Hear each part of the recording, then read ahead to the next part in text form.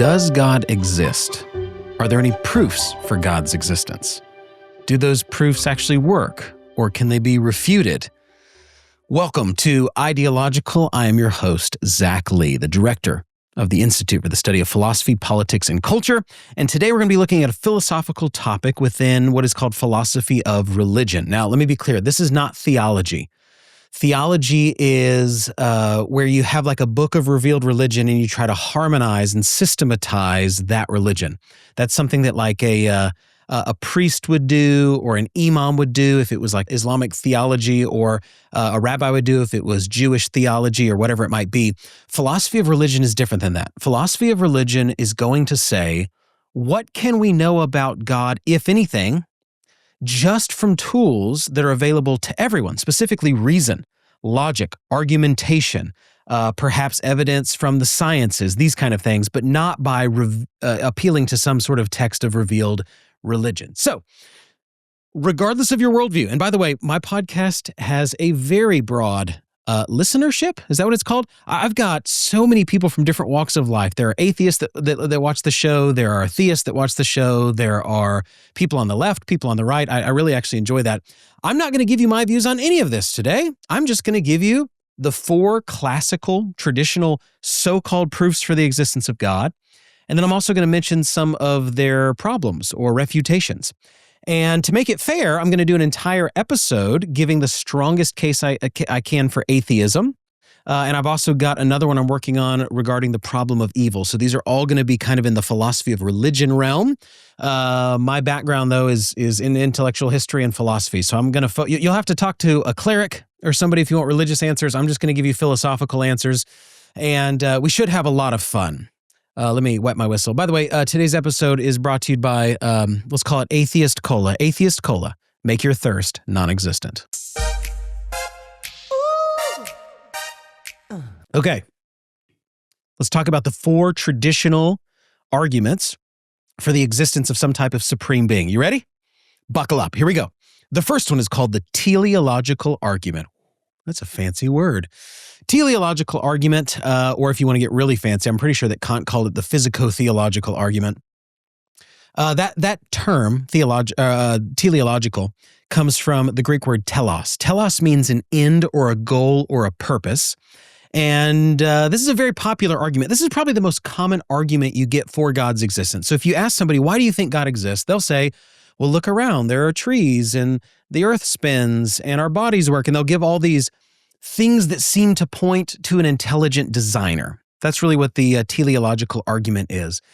This was an argument that is pretty popular in philosophical history. There are different versions of this argument promoted by guys such as Socrates, Plato, Aristotle, the Stoics, Thomas Aquinas, William Paley, Flew, and others. So there's a lot of, it's got a long pedigree, if you want to say it that way. Here's the argument, okay? Because there seems to be fine-tuning and design in nature, you must then have an intelligent, designing mind. You must have a being that is intelligent that can create all what seems to be designed. Like if there's no God and there's just atoms bumping into things and everything's random matter and chemicals, how do you get a hawk that can take flight? How do you get the fact that like a mother can nurse her baby and the baby doesn't get sick even if the mom is sick? How do you get the fact that our DNA, it's not like a code, it is a code? It seems that there are these intelligent things all over, and to say that that's just time plus chance plus matter seems pretty hard to prove. The fact that you're understanding me right now, I open this hole in my face called a mouth and I make these articulate grunts and you're able to think what I think, it seems really incredible that would just come about through chance.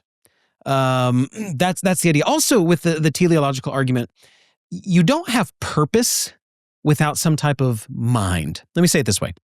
We don't just say a female deer breeds with a strong male deer, therefore having strong children, or something like that, and therefore she has strong children. We say that the female deer mates with the male buck in order to have stronger genetics for her children. We don't just say when it gets cold, birds fly south for the winter. We say when it gets cold, birds fly south in order to avoid the winter because they don't want to be cold. We don't just typically give a fact. Well, even with evolution, we say that something evolved with the purpose of spreading its genes, becoming more resistant to being killed or eaten or seen. We give a purpose to it. Even in evolution, we're trying to turn into something. We're trying to stay alive and replicate our genes. And so what the proponent of the teleological argument will say is, that's all evidence for God, okay?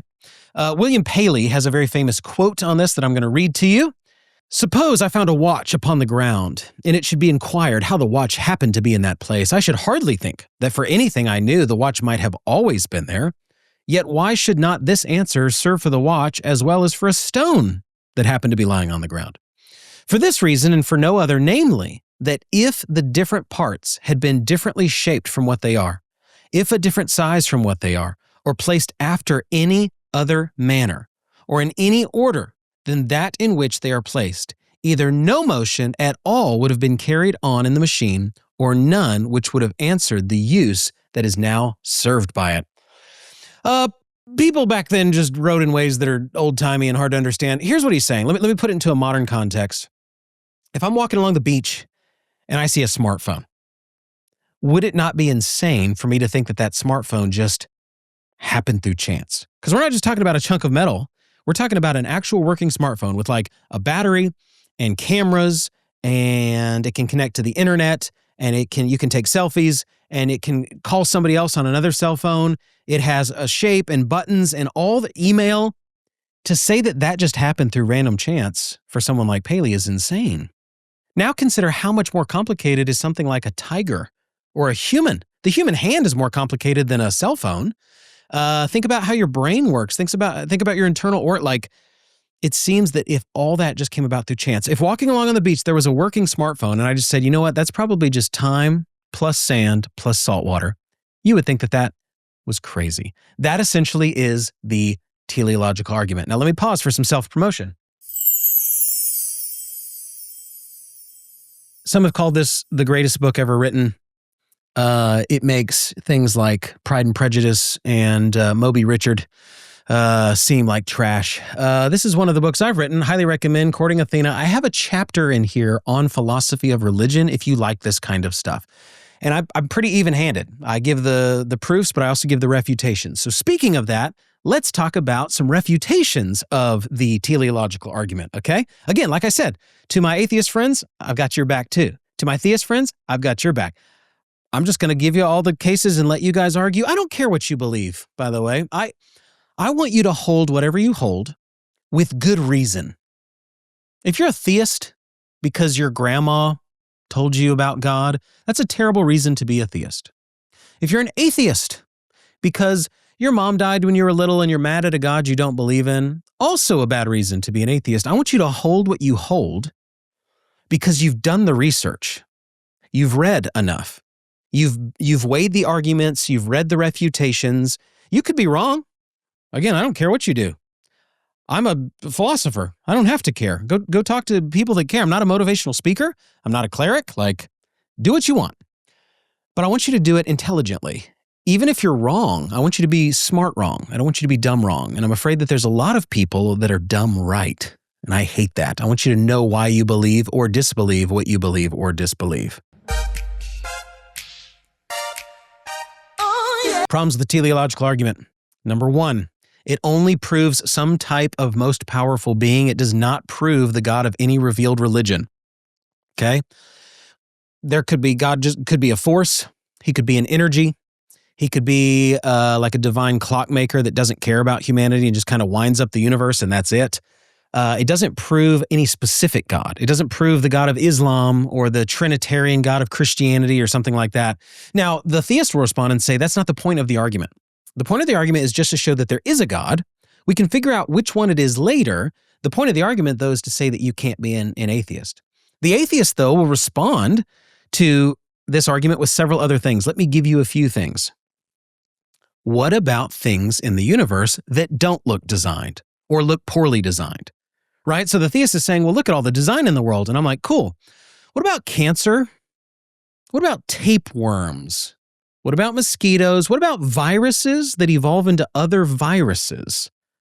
Did God make good viruses that didn't serve any purpose and then they became bad? What about all the things in the tornadoes and earthquakes and there's all these terrible things in the world. You would have to say that if God is a good creator, it shows his intelligence that just looking at creation, he would look pretty severely limited in his intelligence. Okay.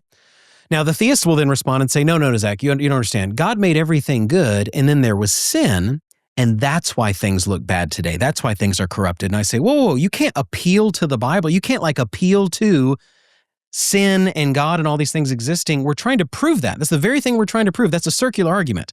I can't say, you can't say things in nature are designed so God exists, and I say there are things in nature that are not designed so he doesn't exist, and then you say, yes, Zach, but God does exist, and it's just sin that did it. Well, we don't know that sin did it until we know whether or not God exists. That's the whole thing we're proving. You're starting with your conclusion, which is the thing you're supposed to be proving from that side. So that's something to keep in mind. To my atheist friends, I have to say, hey, if you say, hey, the world's messed up, blah, blah, blah, I still have to say, why is there some sort of intelligence? Whatever you want to say, it's very hard to say atoms bumping into other atoms create something like, a white tiger that with hunting prowess and claws and intelligent, that seems to be a stretch. Another argument against the teleological argument is that we're only free to infer what we see based on creation. Let me say it another way. So this is David Hume in Dialogues Concerning Natural Religion. Here's his point. If you're trying to make the case that God exists by looking at nature, you're only allowed to create a type of God in your mind that would correlate with the evidence. To say it another way, why would you think that there's only one God? Everything we see in nature that's created is plural. Why would you think that God is infinite? Everything that we see and experience is finite.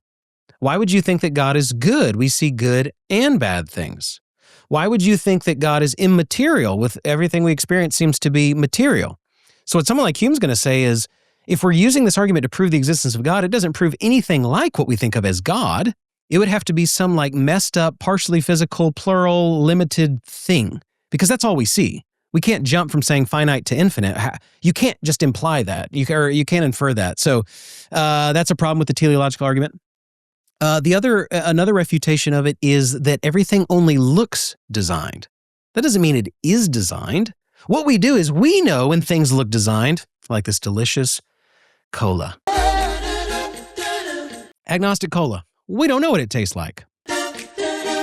We design things, and then we just kind of read that on to God. Again, Hume says this, the curious adapting of means to ends throughout all nature resembles exactly, though it much exceeds, the productions of human contrivance, of human designs, thought, wisdom, and intelligence. Since, therefore, the effects resemble each other, we are led to infer, by all the rules of analogy, that the causes also resemble, and that the author of nature is somewhat similar to the mind of man, though possessed of much larger faculties, proportioned to the grandeur of his work which he has executed. By this argument a posteriori, and by this argument alone, do we prove at once the existence of a deity and his similarity to human mind and intelligence. What Hume is saying is, we see things that are designed because we're humans and we're smart and we make things, and then we look at a tree and we say, God must be like that. So what he's simply saying is we can only say that things look designed, not that they actually are.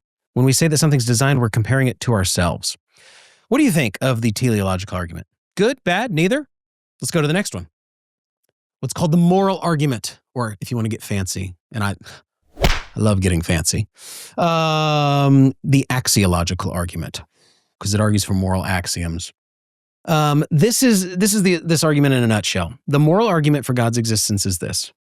It seems like throughout all cultures that have ever existed, humans have some type of internal moral state. Okay, let me say it another way. Some cultures will let you have multiple sexual partners and others won't. But every culture that's ever been has basically said you can't just sleep with whoever you want to, anytime you want to, no matter what. Where does that sense of morality come from? Some cultures will allow you to kill people for some things that other cultures won't, but I don't think that there's ever been a culture that's ever arisen that has just allowed you to murder whoever you want anytime that you want. And so what some philosophers and theologians will say is, why is that the case? Why is there a universal aversion to assaulting a child? Why is there a universal aversion to murdering somebody and sleeping with their spouse, that kind of stuff? And the argument is that perhaps the reason that we seem to have this conscience, we seem to have some certain objective moral rules, is that there is an objective standard, God, and he has placed those moral rules into the heart of humanity. After all, if we're just time plus chance plus matter, why would we all agree that these certain things are bad? Like, wouldn't you need some objective moral standard to know that those things are bad? Old C.S. Lewis, Clive Staples Lewis says this: whenever you find a man who says he does not believe in real right and wrong, what he's meaning there, by the way, is somebody that just says, your truth is your truth, what's good for you is good for you, what's bad for you is bad for you, this is all subjective. He says, whenever you find a man who says he does not believe in real right and wrong, you will find the same man going back on this a moment later. He may break his promise to you, but if you try breaking one to him, he will be complaining, it's not fair, before you can say Jack Robinson. I guess that's just an old Englishy phrase. A nation may say treaties do not matter, but then next minute they spoil their case by saying that the particular treaty they want to break was an unfair one. But if treaties do not matter, and there is no such thing as right and wrong, like capital R, capital W, right and wrong. In other words, if there is no law of nature, what is the difference between a fair treaty and an unfair one? If you don't believe there is a moral standard in the heart of humanity, and this is what Lewis is arguing, then if your spouse cheats on you or somebody assaults you, you have to merely say, I don't like that, or a bunch of humans don't like that. You can't say it's objectively wrong. But we don't want to just say, I don't like it. We want to say it's objectively wrong. We don't want to just say the Holocaust happened and we don't like that. We want to say that was objectively evil. Why is there this universal revulsion to things like the Holocaust? And it's because there is a moral standard inside humanity, and that can only be there if God exists. That's the way the argument goes anyway. So what do you think of the argument? What do you think of the moral argument for the existence of God? This is also a common thing people will say if you ask them why they think God exists. Let me give you some problems. Let's talk about some problems with the moral argument. First of all, the first problem with the moral argument for the existence of God is it might actually be backwards. Let me say it this way. Is it the case that universal assent is due to there being an objective standard of morality?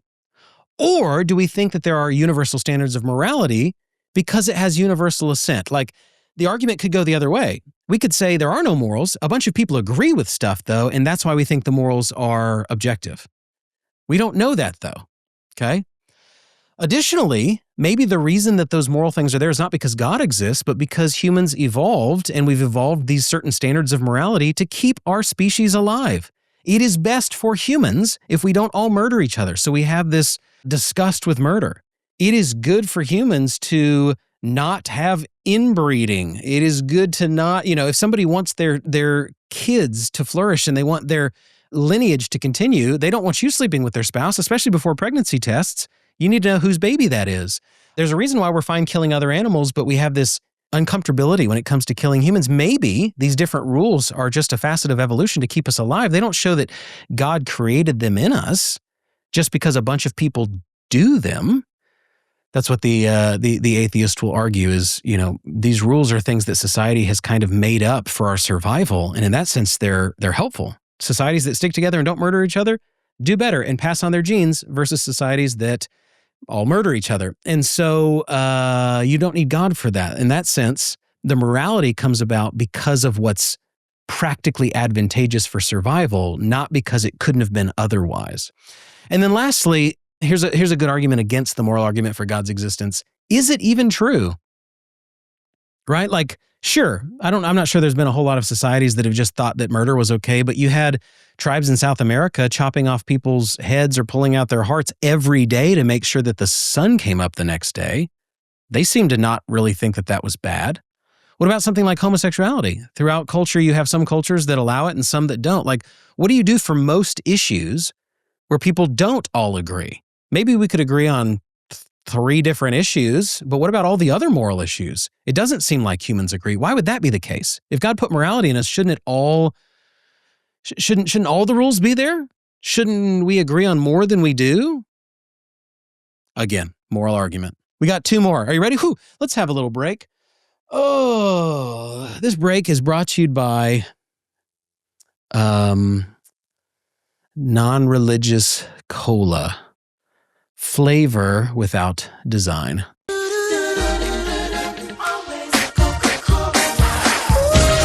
Cosmological argument. You ready? Okay, so the first 2 arguments are pretty common sense. They're easy to understand. The next 2 are a bit trickier. The first one was, just to recap in case you fell asleep, not because I'm boring, but because you're boring. God exists because of the design and the purpose we see in nature that can only come about from a designing mind that dictates purpose. And there seems to be universal moral principles in all humanity, and that must therefore come from a universal moral standard, i.e. God. Now we're going to get into 2 arguments that are a bit more philosophical, which is my jam. So let's chat about these. The next one we're going to look at is called the cosmological argument. Why is it called that, Zach? The Greek word cosmos is the Greek word for world or universe, meaning everything that was created or everything that is. Major proponents of this argument include Plato, Aristotle, Moses Maimonides, Anselm, Aquinas, Duns Scotus, Descartes, Spinoza, Leibniz, Locke, and others. So it has a long pedigree. Essentially, this is the argument. Whether you're talking about time or you're talking about causation, you cannot have an infinite regress of time or causation, or you would have never gotten to today. Let me back up, make this easier. Every effect has a cause. We see a bunch of effects. You're seeing me on this screen is an effect of something. My computer being on is an effect of something. What is the cause of that? What is the cause of my screen being on my computer? Well, it's that it's plugged in. What is the cause of that? Well, that I plugged it in with my hand. What is the cause that it gets power? Because, electricity from the power company. How does the electricity company get power? Who knows? Magic? I don't know. Alchemy? Probably nuclear bombs that blow up in these silos and we capture the energy. I don't really know. Not really an electric guy. But the purpose is that every effect has a cause, okay? The cause of me is my parents. The cause of them is their parents, et cetera, et cetera, et cetera. However, how could you have an infinite regress of causes? You would have never gotten to today. To say it another way, if things have always existed, and they go back to, like infinitely backwards, how could you have gotten to today? You'd have to traverse an infinite amount of time, which you can't do. Or you'd have to traverse an infinite amount of cause and effect sequences to get to today, which you cannot do. Therefore, there had to be a starting point. There had to be an unmoved mover. There had to be an uncaused cause to start everything, to start the universe. What started the universe? It can't be eternal. It can't cause itself. That makes no sense. So you have to have this unmoved mover, this thing that starts everything else, and that cause we call God. Okay, it's a pretty strong argument philosophically. Some people will respond and say, wait a second, wouldn't God then need a cause? No, because God is defined as a being that is immaterial, that is outside space and time, and that it's infinite. You only run into this problem with things that are material, because when they're material, there's duration, there's sequence, there's time. You don't run into that with a being that is immaterial. So you can't refute this argument by just saying, well, God would need a cause. Nope, you could have something that is not like the rest of the universe, that is outside space and time, is not acted upon, and he could be the one who acts and starts everything else. That's the cosmological argument. To say it in the prolix way of Thomas Aquinas, because effects always depend on some cause, and a cause must exist if its effect exists. It is therefore impossible that in the same manner and in the same way, anything should be both the one which affects a change and the one that is changed. We do not find that anything is the efficient cause of itself, nor is this possible, for the thing would then be prior to itself, which is impossible. What he's saying is no effect can be its own cause, and so you have to have this uncaused cause. You have to have this unmoved mover, this uncaused thing that causes everything else, and that we call God. That is the cosmological argument for God's existence. Problems with it. First, it may exhibit a category mistake. It may be what's called a hasty generalization in logical fallacies. If I say each member of the basketball team is good, therefore the team is good, that's not true. You can have a bunch of hotshots on a team and don't play well together. And even though each individual basketball player is good, that doesn't necessarily mean that the team is good. So what some will say is, okay, just because causes and effects happen within the system, on what grounds do you say the system as a whole must have a cause? Let me say it another way. Just because we see down here on Earth things bump around and dominoes knock over other dominoes and we see this cause and effect, you actually can't see cause and effect. We'll talk about that when we get to Hume, but you see this cause and effect. That doesn't allow you to therefore infer that the entire system itself, as like a big bubble of universe, itself has a cause. You don't know that. That's probably the strongest refutation of this argument. Another option is that its opposite is impossible. There's only two options. That either things are eternal, everything has always existed, or they were brought into being at some point. Those are your only two options. Whereas the person that holds the cosmological argument says, yeah, you can't just have things that existed for eternity. We would have never gotten to today. The person who rejects this argument might say, no, actually, your view is impossible. That something came from nothing. There's a famous Latin phrase of this. It's ex nihilo nihil fit. Out of nothing comes nothing, right? From nothing comes nothing. And so what the atheist will say is something like this. Wait a second. There's no such thing as things coming from nothing. Nothing's not a thing. It's absence of thing. It's literally in the word. No thing. Okay? So it can't come from nothing. And also then if it comes from God, it'd have to come from his nature. It'd have to be like part of him. And so then everything would be God and you'd be a pantheist. And so it's the other option. There's only two options, and the option of God bringing things into existence out of nothing is a logical contradiction. So that can't be true. So QED, the universe has to be eternal. Aristotle, by the way, thought that the universe was eternal. Even though he was somewhat theistic, he still thought you had to have an eternal universe going backwards. So there you go. What about quantum mechanics? When you get things like particle decay, it does seem like things might randomly happen without cause and effect. That's a problem for the cosmological argument. And then time and causation don't necessarily have to go backwards forever if they don't exist before the Big Bang. To say it another way, you could have a universe that doesn't have time and causation and stuff yet until after the Big Bang. Before that just means that there's something that's not God, but is still outside of space and time. Anyway, just some things to think about. I don't know which one of these arguments you like and which ones you don't. Let's get into the most heady one, the most intellectual one, the one that most students have trouble with. So pay attention. The ontological argument for God's existence. Whew! Greek word ontos, which means being. That's why it's called the ontological argument. That's actually Kant's name for it. Throughout most of Western history, it was actually called the Argumentum Anselmi, Anselm's argument in Latin. I think it was Kant that popularized the name, the ontological argument. I'm going to read a short passage from Anselm, and then I'm going to explain it because he also can be a bit verbose. St. Anselm of Canterbury says this: if that than which a greater cannot be thought, can be thought of as not existing, this very thing than which a greater cannot be thought is not that than which a greater cannot be thought. But this is contradictory. But how did he's talking about the fool who says in his heart there is no God, who denies God's existence, manage to say in his heart what he could not think? Or how is it that he was unable to think what he said in his heart? Blah. Okay. Let me make this as easy for you as possible. It's not an easy argument. It's a difficult argument to understand, but let me do my best. When we think of God, when we define God, we don't define him as the greatest being. We define him as a being so great that we cannot think of a better one. A being greater than which none can be thought, to use Anselm's argument. So what Anselm is saying is this: if when I think of God, I think of a being greater than which none can be thought, I cannot think greater than this being. That means this being would have all good attributes. He calls those perfections, all good attributes to the highest degree. If I'm thinking of the greatest possible being, a being greater than which none can be thought, that would mean that this being has goodness to the highest degree. Because if he didn't, then I could think of a better one. It would mean that this being has justice to the highest degree. Because if he didn't, I could think of a better one. It would mean that this being had strength to the highest degree. Because if he didn't, then I wouldn't be thinking of the best thing. I'd be thinking of something less than that.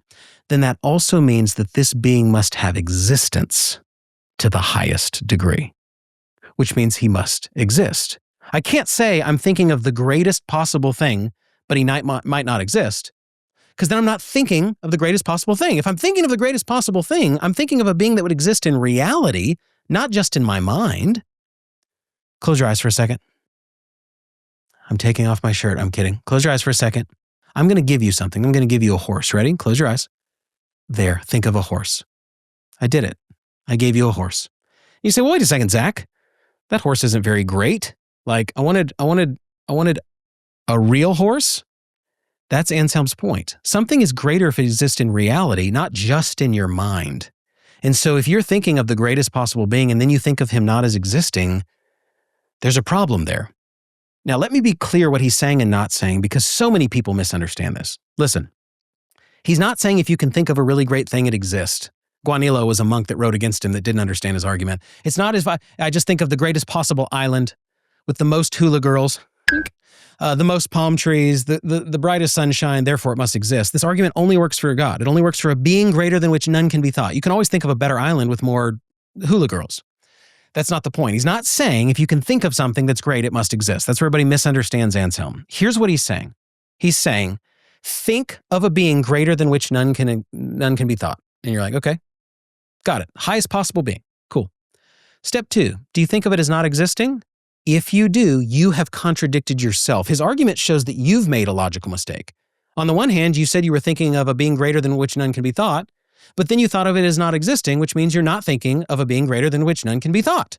You've contradicted yourself. Anselm will make you look stupid, not the other way around, okay? I'm going to say it one more time because this is kind of tricky, and then I'm going to read you some quotes and stuff. Step 1, think of a being that is so great that you cannot possibly think of a greater being. By the way, that's what we mean by God. In philosophy, when people say God, they're meaning the greatest possible being. Now, note, before we get to step 2, that's step 1. Think of the greatest possible being, a being greater than which none can be thought. If this being, this is just a note, stay there in step 1, just listen to this note. If this being is the greatest, then it means that this being would have every desirable quality to the highest degree. This being would have love to the highest degree, justice to the highest degree, strength to the highest degree, intelligence to the highest degree, etc. Step 2, ask yourself this question. Would this being be better if it existed in reality or just in my mind? Well, like the horse example I just gave you, a real horse is better than a thought horse. Okay, something is better if it exists in reality, not just in your mind. Conclusion, therefore, this most perfect being, God, must exist in reality and not just in your mind. Okay? This episode is brought to you by Theism Cola, a cola greater than which none can be thought. Make sense? All he's trying to say is this. We have the ability to think of the highest possible being we can think of. But if we're thinking of that being, we're thinking of that being as existing. We're thinking of an existing being. If it just remains in our thought, we're not thinking of the highest possible being. Here's what he's trying to say. He's trying to say God is a necessary being. God must exist. He exists by definition. He exists as the starting point. You, a contingent being, think these great thoughts about this high being. How did you get those thoughts in you? They come from that being. Here's how Descartes says it. All right, there's different versions of the ontological argument, and Descartes has his own version. Modern thinkers like Alvin Plantinga have his own version of the ontological argument. His is based on modal logic and thinking. He's basically going to say that if there's a possible world in which a necessary being must exist, then that being exists in every possible world, including the real one. We're not going to get into Plantinga though right now.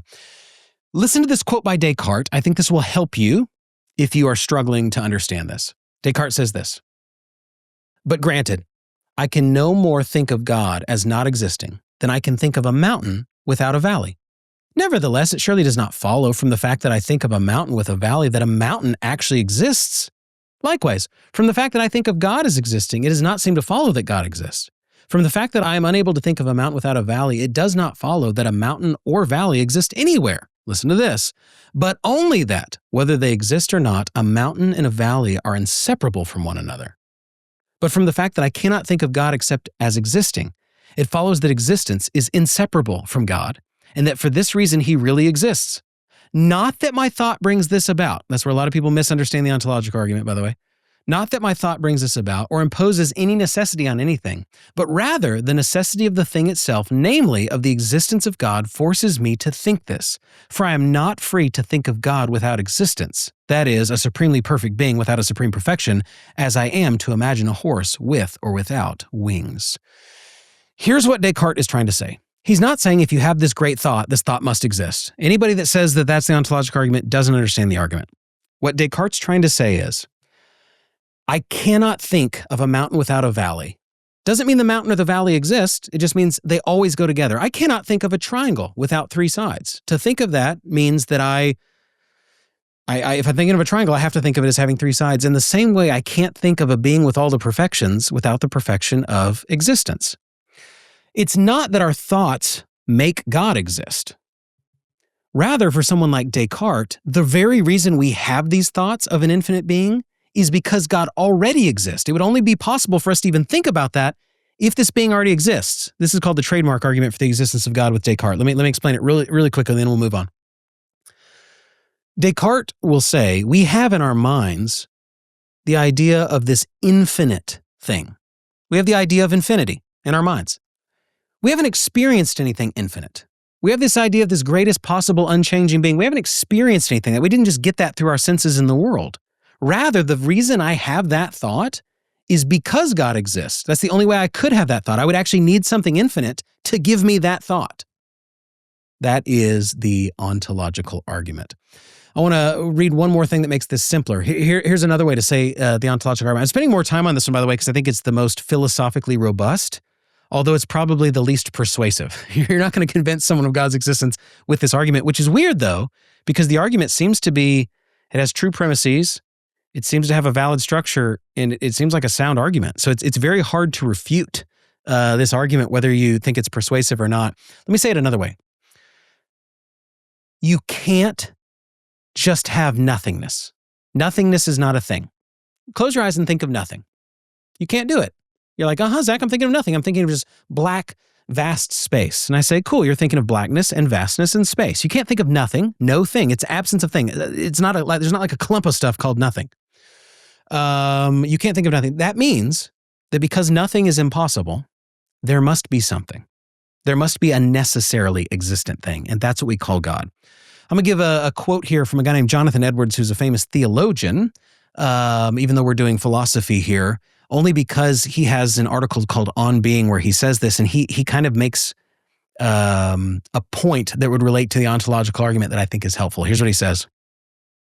That there should absolutely be nothing at all is utterly impossible. The mind can never, let it stretch its conceptions ever so much, bring itself to conceive of a state of perfect nothing. Indeed, we can mean nothing else by nothing but a state of absolute contradiction. And if a man thinks that he can think well enough how there should be nothing, all engage that what he means by nothing is as much something as anything that ever he thought in his life. So that we see it is necessary some being, i.e. God, should eternally be. What he's trying to say is because nothing is impossible, there must be something rather than nothing. There must be this necessary something, and that necessary something is God. So you can say that there can either be nothing or something. Those are the only two options. Logically, there's not a third option. And nothing's impossible, therefore there must be something. We call that necessary something God. Okay, how do we refute the ontological argument? We refute the ontological argument by, or try to, it's very hard to refute. The most famous objection to it comes from Immanuel Kant. And what Immanuel Kant's going to say is that the argument fails because being cannot be predicated. What does that mean? Here's what he means. Predicating is just saying something about something. You know, my name is Zach. This is Jewish, Islamic, cola, whatever. You say something about something. What Kant's trying to say is that being, existence, cannot be predicated. It can't be said about something. It's already assumed. Let me give you an example of what I mean. Close your eyes again. Now I'm taking my pants off. Just kidding. Close your eyes again. Think of a red ball in your living room. Now think of the ball as getting bigger. The thought of the ball changed. Now think of the ball as turning blue. Blue balls, if you will. That's your thought of the ball changed. Now think of the ball as having stripes. Every time I gave you a new predicate, it changed your view of the ball. Okay, now, clear your mind, we'll start again. Close your eyes and think of a red ball in your living room. Ready? Now think of the ball as having being. Now think of the ball as existing. Notice that nothing changed in your mind. The existence was already assumed when you thought of a ball. So to say it even simpler, what Kant is trying to say is this. Existence is not an attribute like the other things we mentioned. We can say God has love to the highest degree. We can say he has strength to the highest degree. We can say he has wisdom to the highest degree.